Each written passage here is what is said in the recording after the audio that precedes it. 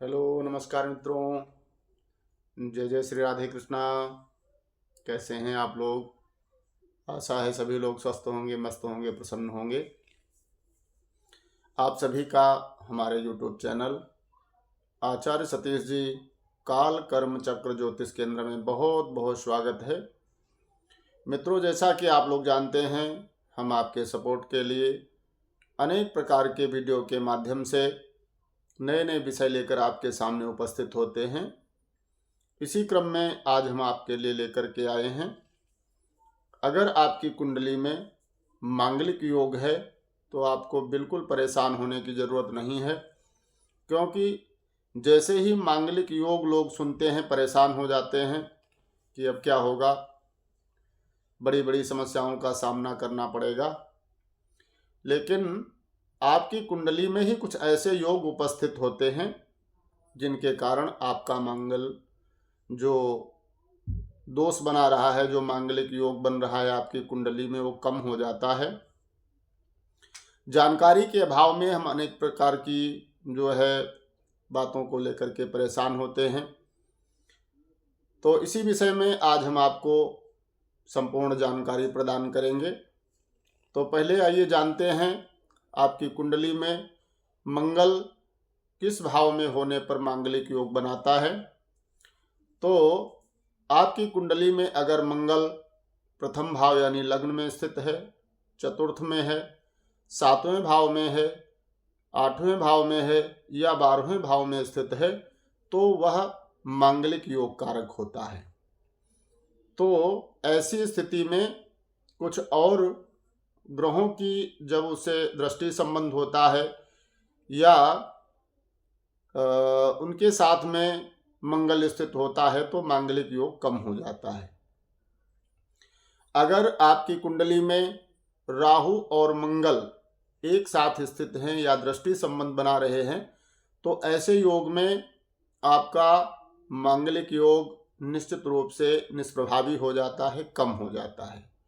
इसके अलावा अगर राहु 1, 4, 7 और 10 यानी केंद्र में स्थित है तब भी आपका मंगल दोष निष्प्रभावी हो जाता है, कम हो जाता है।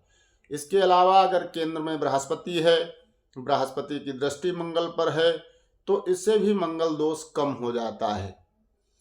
तो यह कुछ ऐसे योग हैं जिनके कारण आपकी कुंडली में अरिष्ट भाव में बैठा हुआ मंगल जो कि मांगलिक योग बना रहा है, लेकिन इन ग्रहों की दृष्टि युति के कारण वह मांगलिक योग आपको परेशान करने वाला नहीं होता है। इसके अलावा अगर आपकी कुंडली में मान लीजिए मांगलिक योग है, प्रभावी है, फिर भी आपको परेशान होने की आवश्यकता नहीं है। मैं आपको आज कुछ ऐसे उपाय बता रहा हूँ जिनका प्रयोग करके आप अपनी कुंडली से मंगल के दोष को कम कर सकते हैं, निष्प्रभावी कर सकते हैं। अगर आपकी कुंडली मांगलिक दोष से प्रभावित है तो आप अनंत मूल की जड़ को लाल कपड़े में या कॉपर के यंत्र में रख करके अपने गले में या दाहिनी भुजा में धारण करते हैं तो निश्चित रूप से आपका मंगल दोष निष्प्रभावी हो जाता है, कम हो जाता है और फिर उसका प्रभाव आपके ऊपर विशेष नहीं होता है।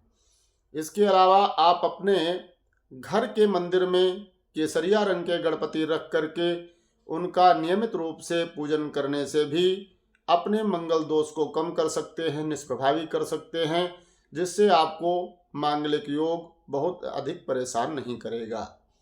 इसके अलावा मांगलिक योग कम करने के लिए, मंगल ग्रह के प्रभाव को निष्प्रभावी करने के लिए आप नियमित रूप से हनुमान जी की सेवा कर सकते हैं, क्योंकि मंगल ग्रह के मुख्य देवता हनुमान जी हैं।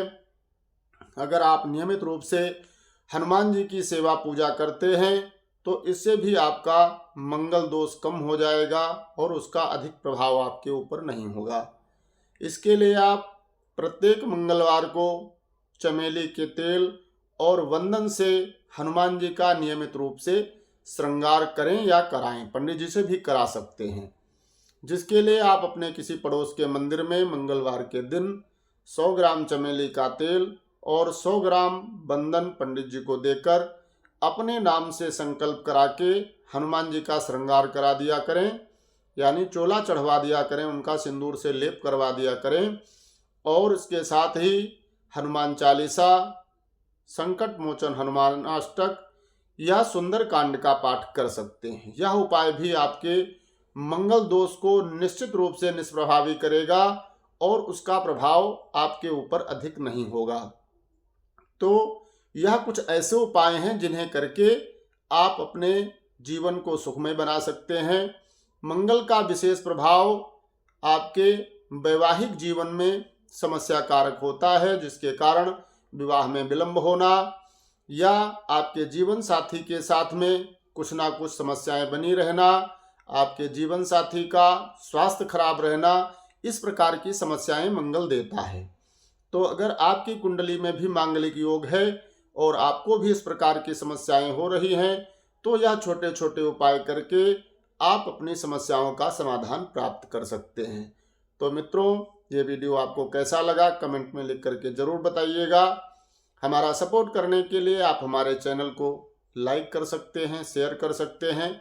इस प्रकार के वीडियो और प्राप्त करने के लिए, हमसे निरंतर जुड़े रहने के लिए आप हमारे चैनल को सब्सक्राइब कर सकते हैं। आप सभी को एक बार फिर हमारी तरफ से बहुत बहुत शुभकामनाएं। जय जय श्री राधे कृष्णा।